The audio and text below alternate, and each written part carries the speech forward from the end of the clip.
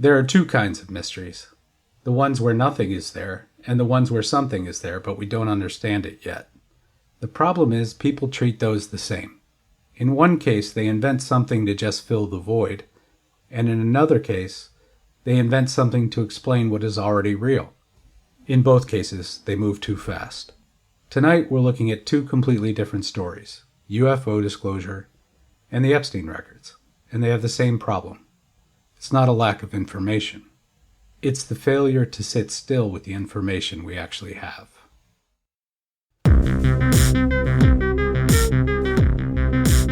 Welcome to the Fortean Winds podcast, where we talk about high strangeness and the war for perception.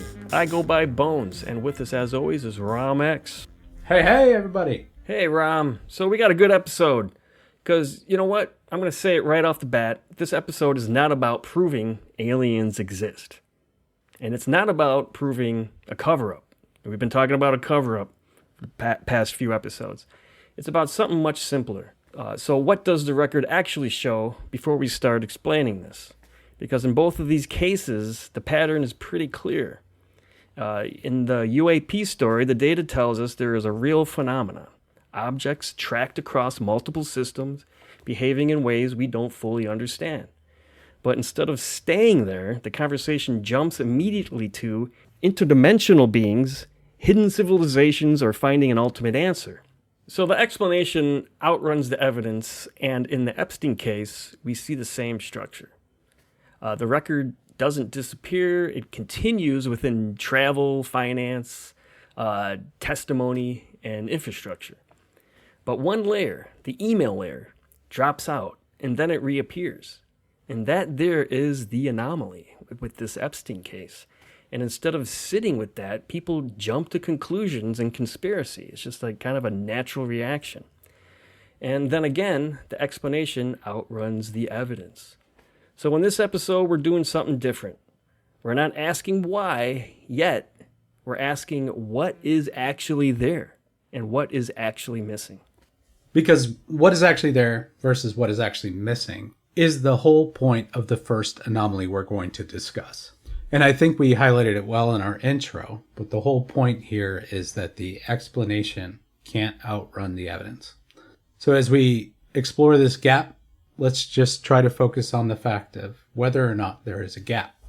And by gap, I mean the same gap that I mentioned last time, which is a gap in Epstein's emails between 1999 and 2001.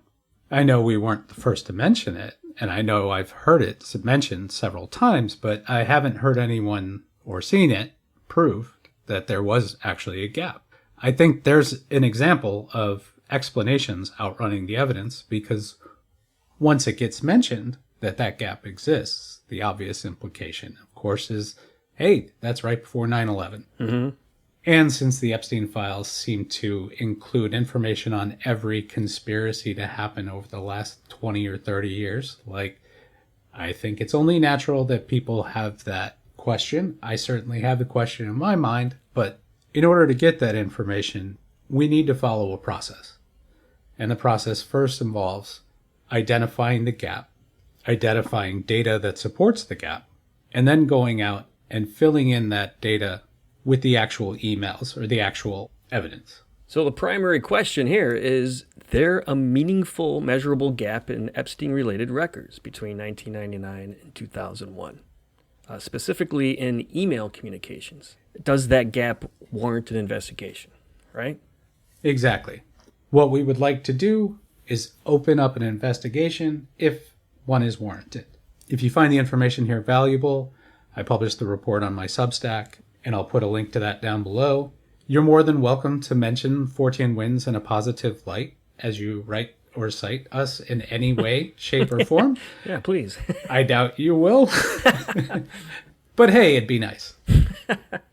And anyone connected to Congress who's looking into this stuff, if you can find this information valuable, then you're welcome to use it. And you can just drop us a note that says, hey, thanks, guys. You're awesome. Yeah, right. Maybe in the comments. You could drop it in the comments. Like, hey, guys, this is Senator Ted Lieu and Tom Cotton. We just wanted to thank you for all your work on Yeah, sure. on the Epstein case. Just to be clear, though, when we're talking about looking at gaps or the missing information instead of the information. You're not talking about in like a interpretive jazz kind of way where you listen to the notes that aren't being played. Oh, interesting. I like that metaphor, actually. That's exactly what I'm talking about. Yeah, man. Funny. That's how, I guess, how musicians discover anomalies, and that's the same way I do it. And I have a bunch of cool AI tools, maybe we'll talk about in our AI episodes, that work exactly the way I want them to, which is beginning with data. So I would compare parallel data sets over time. And that's exactly what my tools are designed to do. So we use the email archives. We track that against flight logs, financial transactions, victim testimony timelines, property infrastructure records, and document release boundaries that the DOJ had demonstrated over the last year of disclosures. And what that did was it allowed us to categorize that data. Like we've talked a lot about how we define and categorize data in order to analyze it. So this allowed us to categorize the data very cleanly by year and then type or category of evidence. So we have travel, finance, testimony, and email. Those are the main big buckets of evidence that has been disclosed through the Epstein files so far. And the Epstein file emails don't start in earnest until 2002. So the first question is why? What happened prior to 2002? Was he on different servers? Were his assistants doing emails? Why are there no digital records? Yeah. So emails were definitely in vogue in the 1990s. Certainly by 1998, most offices were using email. Most offices were on Microsoft. It was the big popular thing at the time. It was the first wave of digital transformation. Yep. And having calendars associated with email was a big deal, because you had like executives who were able to like kind of book their own appointments when they relied in the past on assistants. Right. And they had several sets of emails, and one of them was a Yahoo address. So Yahoo was around back in the 90s. Oh, yeah. I don't know when that email address began, and we need that information. Those things are important. When did that email start, and when did it end, and why are we only seeing up till 2002? And if you're looking at a visual chart, which we have in the report, you would see black lines all the way through travel, finance, testimony, and then email. You'd see a big gap. Right. Between 1997, when the other records begin, and 2002, when the email becomes dense. There were some sporadic emails from 2001. So why do we think that there is specifically a gap between 1999 and 2001?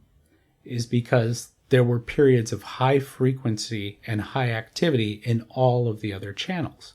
So that was when the flight logs showed increased periods of him porting guests around. That was when the victim testimonies said that a lot of the crimes were perpetrated against them. Right. And that was when his finances showed increasing activity and increasingly strange financial relationships. So his emails would have information about all of that. Mm-hmm. Now, is it being held back because of some other form of secrecy? Maybe. But for that, we would need congressmen like Massey and Khanna to go in there, who have demonstrated that they're on the side of the public, and go in there and look at the emails from this time and tell us what's in them. But this consistent lower boundary is another feature here that we have to call out, which is 2002, because the journalism, the leaks, the official releases, it all seems to have that same lower boundary. Like what was happening during that period when all of the allegations are happening? Let me be clear. We're not arguing that every missing document is proof of concealment. We're arguing something more defensible. We're saying that the public record appears continuous across multiple layers of Epstein's activity before, during, and after 1999 to 2001. Travel records continue, financial records continue, property and network expansion continue. The victim and investigative timeline increases. There's a period of high activity there. So that asymmetry is the point. That is the signal. Whether the cause is archival failure, recovery bias, incomplete release, intermediary communications, or something more deliberate. the gap is visible enough to warrant an investigation. But I think there is going to be a tendency here to leap to explain why those files are missing, not if the files are missing. And that's everyone's right. But the importance of following a process here is that the next step is to get those emails, not to start prosecuting against who you think may be in those emails or what may be behind those emails. The next step is to get the emails themselves and not allow the explanations to outrun the evidence. Because when you get to the final answer, you want it to be well supported, and we want some real action to be taken in order to get justice. Right. Yeah, there is a gap. It is specific to one layer. It occurs during a period of otherwise visible activity. Its cause remains unresolved, though. And that's where, that's where the analysis should stop and the investigation should begin. I mean, this isn't interpretive jazz. We're not scatting atonally, beep-bop, beep-bop. Don't do that. We need info. Exactly. And in classic Fortean Winds fashion, this episode is going to have a very strange seg. Because the first half of the show was about something in the record that doesn't line up. And the second half of the show is going to be about something in the sky that we don't understand. Those are different domains, but we see the same mistake. That's kind of the through line or the thematic element of today's episode. Because in both cases, the temptation is to solve the mystery too quickly. Right. But if you do that, you collapse the structure. And once the structure collapses, you can't tell signal from noise anymore. Right. And that's why, like we were talking about in the previous case, it's so important to just follow the process. We know what it implies, but we're not there yet. Is there a gap, and can we get the evidence? Right. And it's amazing that it's taken us this long to even mention that the government has been talking about disclosing UFOs for like the past few weeks, right? Right. And it was all the buzz. I mean, I think it's at least been a month now, right? Like, but Lou Elizondo immediately went to Twitter and started thanking President Trump and taking a victory lap. And it was like, this is getting weird. And then, it was the usual song and dance. There was a bunch of people getting ready to welcome our alien overlords, and then nothing. And they realize they really don't have to disclose anything. They just need to say a couple buzzwords, and it gets everyone talking and everyone speculating, and the noise machine starts up. And this is not the first time this administration promised disclosure. Like, Trump was campaigning on the mystery drones. He was saying, I cannot believe they're doing this to you. I cannot believe Biden won't tell you this. That's right. If I was there, I would tell you right away. And then he said, when I get in there, I'm going to tell you right away. And then he even said that after he got elected and before he took office, he said, don't worry, next week I'm going to get in there. That's right. I forgot about that. And then he turned to Susie Wiles and he said, hey, Susie, look into this drone thing. And that was the end of it. That was basically the end of it, right? They came out with some, they were all FAA authorized. Are these the same ones that are flying over Fort McNair right now? Right, during a war where your Secretary of State and your Secretary of Defense are living? Is that the same ones? And for some mysterious reason, they don't even attempt to down them. Or they can't down them. And I think there's been a number of drone detection experts in the news who have recently been talking about how it's impossible to patrol the whole sky. And that is 100% true. But you know what's possible? Is to patrol the sky over your friggin' airbase. Right above. That's entirely possible. Yes. That seems important. It seems like priority number one. So you should ask yourself, if those were Iranian drones, why weren't they shot down? Where did they come from? Why couldn't they be tracked? Like, all of that's crazy. If you saw them, if you knew they were there, then you should have been able to track them. You should have been able to track them back to their source. Like, you should have just been able to send up planes. You should have been able to send up drone-busting drones. I think we've heard a lot of the different anti-drone technologies that are out there. I know we've talked about a bunch, but why weren't they deployed? And why doesn't anyone ask that question? So what happened when you try to track them? What altitude were they flying at? Like, maybe a few of those questions would go a long way towards establishing whether or not what was up there was UAP. And you know what? Without that information, I can't say for sure either. But the open question of why they don't know more about what was flying up there when they know it was flying up there, given the technology that's available to them, makes no sense. Yeah, we got really strange feedback. I think it wasn't the FBI who said that that they realized that they're showing up on a schedule. So they were predictable. So they knew that when they would come. And still no action. Well, yeah, this was a pretty big deal, right? With the mystery drones, because they were showing up during the hours that they'd be most likely to be seen. Right. It was between 5 p.m. and 12 p.m. when people were coming home from work and school, and people were going to take the dog for a walk. They were making sure that they were up when people were awake, you know? Yeah. So it sounds like it might be the same thing, but we need more evidence.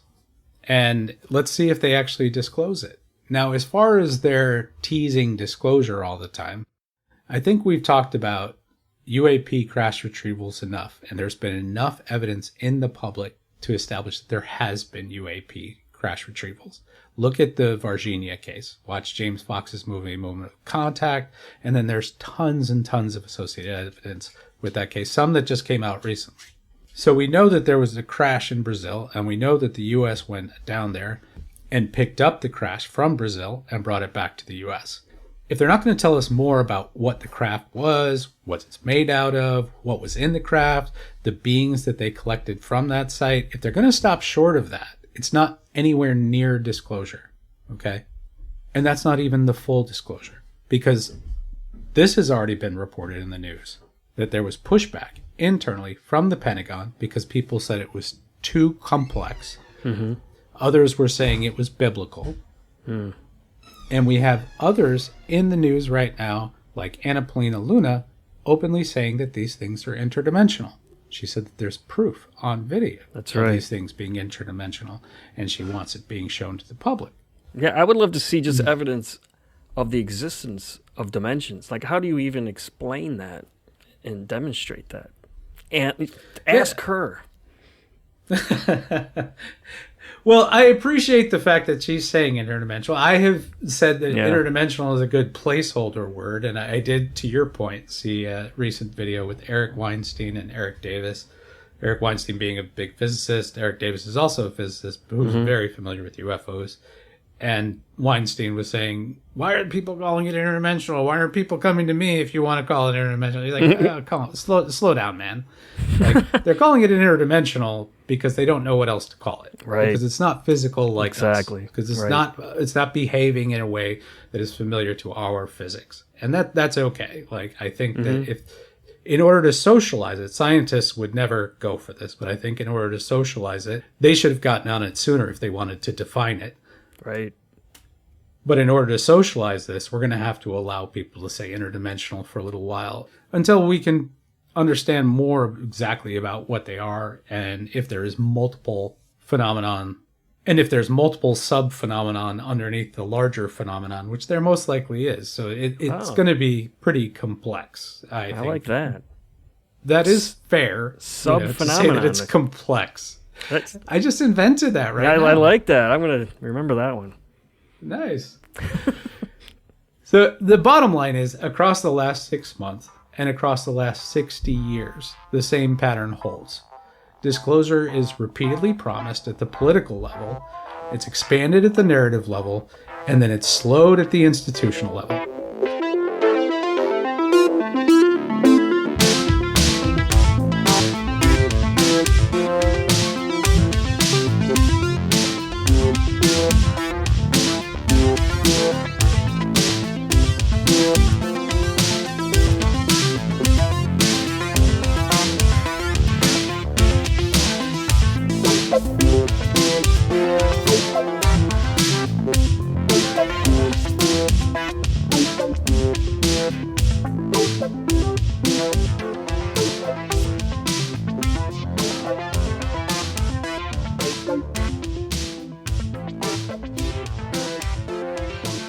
So in this case, Trump promises it to win points with the public and politics and distract from the Epstein files and his wildly unpopular war. Might that force something? You know what? Honestly, maybe. Yeah. With Trump, maybe. For all the reasons we've discussed in the last 6 or 7 episodes, like, he has an unusual amount of power within the government. And it's never been possible before for a president to do this because they've always treated presidents as temporary employees. Right. So temporary employees don't get the classified information. And Trump doesn't have all the classified information on this. He said as much. Yeah. So when he's asked, Trump just keeps saying, oh, well, I don't know if aliens are real or not. It's like it's still a question for him. He's not going to look at the data. It's just more of a feeling for him. Yeah, yeah. Once we see alien-related or disclosure-related merch in his store, that's when we know it's coming. So they did register a domain, aliens.gov, and everyone's kind of going nuts. And now they're saying, stay tuned. And what I'm expecting there are just some blurry documents with some even blurrier photos. Like, I'm not expecting any form of great disclosure there, but hey, we'll see. I'm expecting a few more videos. What they want to do, and what the phenomenon wants to do, is always keep this at the level of, is it real or is it not? Mm-hmm. And if you actually take the time to look at the evidence, I don't know how you come away and say it's not real. Well, the interesting angle, though, is that we're going to have a wartime president who's flirting with the idea of disclosure, and we all know that the phenomenon shows up during war, during conflict. So, well, like we were talking about, it's floating above Fort McNair, probably, maybe. Yeah. Although, right now, that very well could be, if only they had warned us. Yeah, right. But this pattern is not new. This Jimmy Carter once promised UFO disclosure was part of his campaign. Yeah. And then he couldn't do it. He got to the CIA and he couldn't do it. And this actually might be where Trump, with Project 2025, they've been axing all these old officials. Maybe there's a shuffle that causes something to get out. But they're going to go to Trump and they're going to say, this is not going to be good for you. Because it could really be foundationally shaking. It's institutionally shaking. Mm-hmm. It's going to impact religion. They've already said that. Yeah. We've already prepared you for that. It doesn't have to, but yeah, it's there. Yeah, it's a good point. And to go back to my past point, with wartime can actually make disclosure a lot less likely, right? Because everyone's got the jitters. When there's something that the military or the government can't explain during wartime, like those drones over the base, they're not going to say a thing about it. They're not going to disclose that they don't know. You know what I mean? Agreed. It's a sign of weakness. Agreed. But that is what's different about this time too, is that Trump actually has the need to distract from the war. Yeah. And he actually might have enough institutional power to get some stuff loose. But I think what they're going to do is they're going to get to him. And look, he's not in good health. He's not in good mental health. He's in terrible physical health. I think, he's got months of good health left. And that probably influenced Israel's decision to move when they did, because they knew that their ally was failing in his health.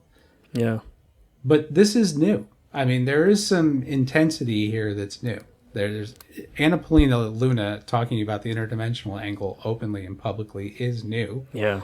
And then the direct involvement of Trump and Project 2025 and the amount of power that they hold over the institution that's been causing us so many problems, like they're holding back the Epstein files, might be the thing that actually would allow them to disclose it. But these are the Project 2025 folks. They think these are demons. Yeah, right. This has already been reported. So they're going to stop it. They're going to be like, no, if you do this, the demons will win and it'll be bad for you because people will question the church and you'll lose your base. And that's all he needs to hear. Yeah. Because apparently this happened with the Kennedy assassination. According to reporting, this happened with Mike Pompeo. He told Pompeo to look into it. Pompeo looks into it. He comes back to Trump and he says, okay, I got the truth, but people aren't going to like it. And I think if you tell them, this is going to be bad for you. Interesting. So they buried it. Yeah. Everyone talks about the fog of war, too. I mean, one thing is certain, that chaos, there's going to be a level of chaos, and then the information that we get on anything is going to be put into question. It should be. Yes, there's going to be a lot of noise, no matter what happens. Yeah. And it's going to be hard to find signal in all of that. But it's funny how my mind has changed a little bit as we've been talking about it here on the show, because I was kind of prepared to be like, look, don't expect much. But at the same time, because of his ailing health, because of his need for distraction, because he's been acting erratically, if he has the ability to push something forward that normally wouldn't make it, it is possible, given all of these different variables, right? I have to say that maybe. Yeah. And I didn't expect to say that today. And it's not exactly optimistic, given all the madness. But you know what? You made a good point, though, because I just thought of something. You know, isn't his most devoted segment of his base the Christian right? I mean, and they're the ones who don't want to hear any type of disclosure at all, like you said. They think they're demons. Yeah, you're right. I don't think it's going to happen. They're going to go to him and say, this isn't going to help you because it's going to disturb your most loyal followers.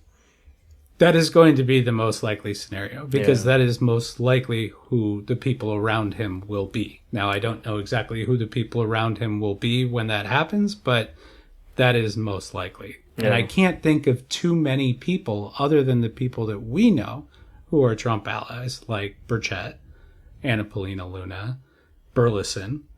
These are people who would go into Trump's office and say, hey, you know, you really should disclose this. And I think he's taking them seriously, but their voices are going to get drowned out by a bunch of people who are saying this will be bad for you. Yeah, for sure. Because they have incentives. And that's what we've been discussing as well. They have incentives to maintain information control. And they have incentive to keep the UAP phenomenon ambiguous, because this allows you to take in any new information and say, well, that might have happened, it might not have happened, right? If a new case happens, a new video, well, maybe that was a UFO. If you say UFOs don't exist, you're going to get shot down because they keep popping up everywhere. But if you can keep it in this ambiguous state, it never moves forward. Yeah. But there's political incentives. You can capture public attention. You can be transparent. You can show some sort of transparency while you're hiding the Epstein files. Right. And it gives you this position that he has lost, which is this idea that he's an outsider that's out for the people, and he's going to be this people's champion. Right. And this would make him, you know, maybe get a little bit of that back. Yeah.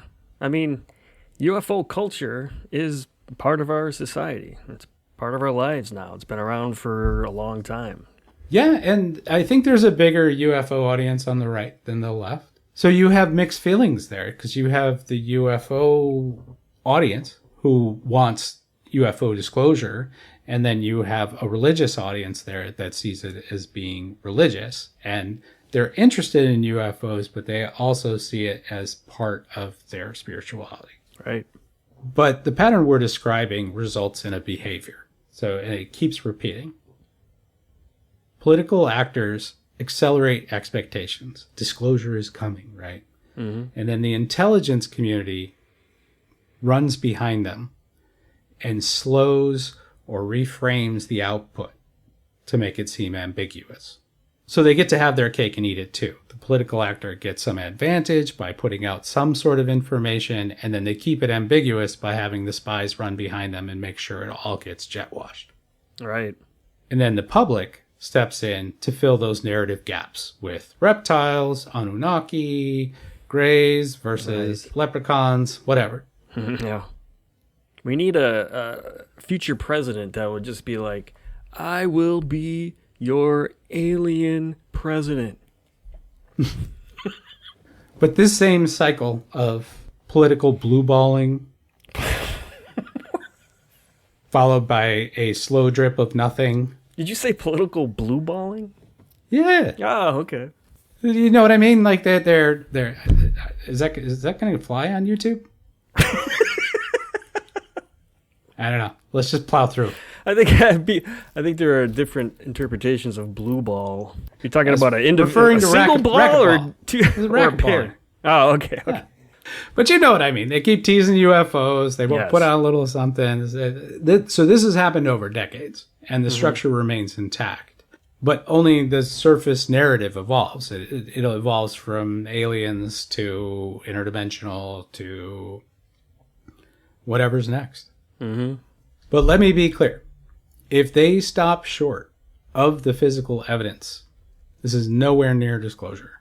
Because if they're not going to tell us all of the information they have and intelligence on what the phenomenon is, then they can at least give us some of the tech, some of the material, so that our scientists can start working on reverse engineering it, maybe making a better tomorrow. So if they're not going to give us any of that, this is nothing. Mm-hmm. Pretty much. Right. So we just have to be mindful of the pattern.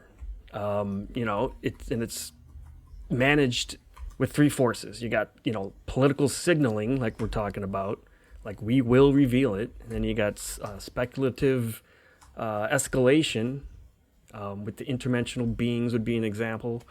And then institutional control. So you got the constant tag of ongoing analysis and hopes for the future. Yeah, they're not resolving the problem. They're just continually restaging the problem. That's why you get this Groundhog's Day of UFO disclosure. And I'm starting to believe that some of the influencers in the UFO world, and even some of the audience, just want that. They don't really want disclosure. They just enjoy the show and the theorizing. And I get it, The excitement of not knowing. Yeah, that's a good way to put it. But the only question that really matters now is, will this cycle produce materially different evidence than the 1960s or 1990s cycles, which basically did the same thing? The signal is not what is being claimed here. It's the gap between what is being claimed and what is being shown. Right. They've yet to show anything, much like Epstein's missing emails before 2002. Especially notable between 1999 and 2001. We could fill all that in with narrative, but I think that would be meaningless. Yeah, like you said, I mean, it's all about finding the evidence, or you get to a point where you just need more evidence. That's right.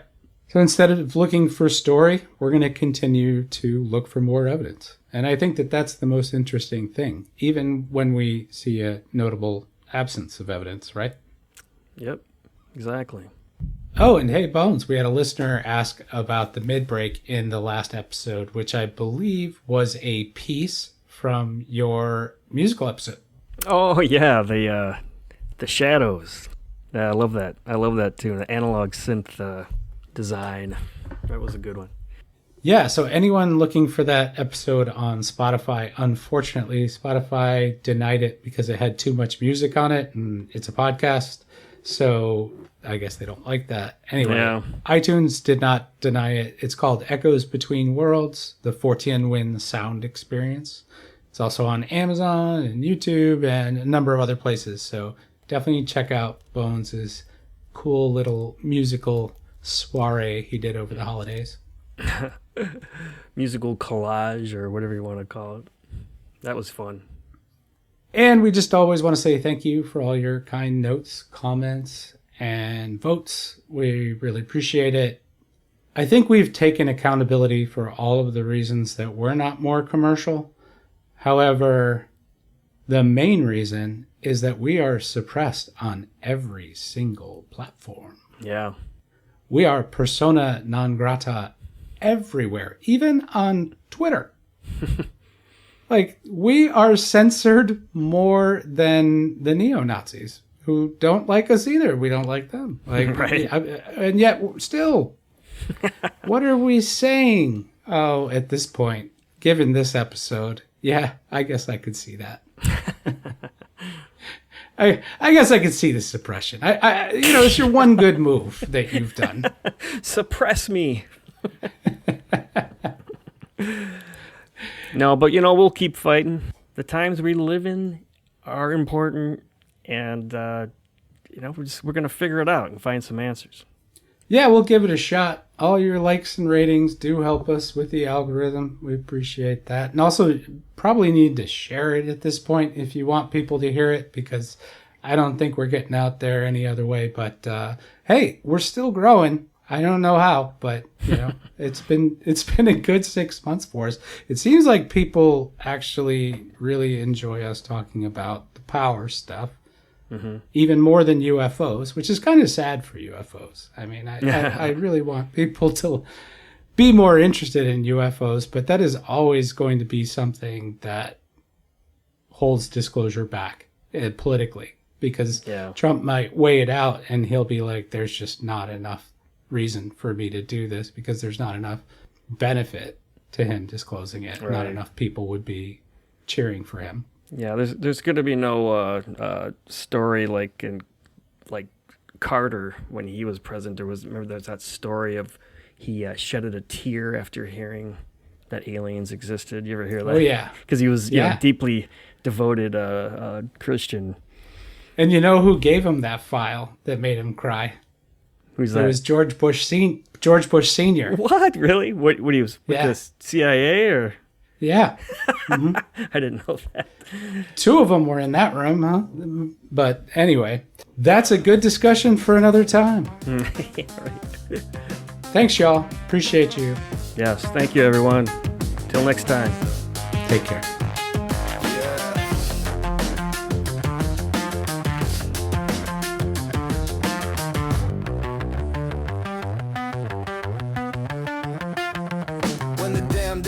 The power elite, blackmail networks and the incomplete. Fortean Winds parsing what the mainstream won't see. Government controller, just hot strangers in the VIP. Let's get dark.